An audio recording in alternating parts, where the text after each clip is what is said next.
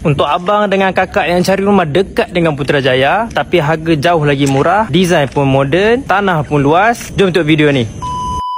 Rumah corner ni dekat M3 Residence, Sungai Merak. Dia dekat Bangi tapi dalam 10 ke 15 minit je nak ke Putrajaya. Berkeluasan 3,500 square feet corner ni. Ada 4 bilik dan 3 tandas. Rumahan dekat sini pun baru-baru siap. Tanah corner rumah ni pun 20 kaki lebar, 20 kaki panjang dekat belakang. Memang luas weh. Layout rumah ni start dengan carport Ceria yang boleh muat 2 kereta. Dan ada store yang dibagi kat depan ni. Pintu masuk pula jenis lebar dan tinggi. Memang rasa moden lah.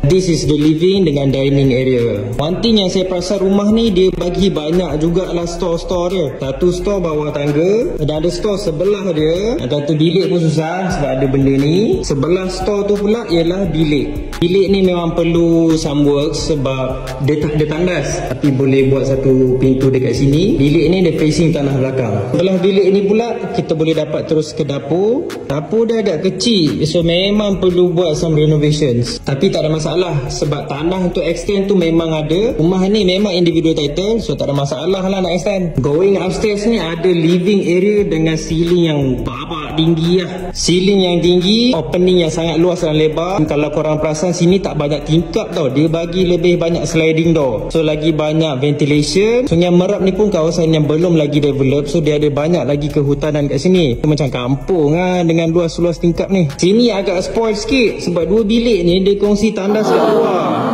Jom kita tengok first bedroom, second bedroom, master bedroom. Saya memang suka jenis tingkap macam ni tau. Dia style, nampak modern. Walaupun susah nak maintain, tapi yang penting style.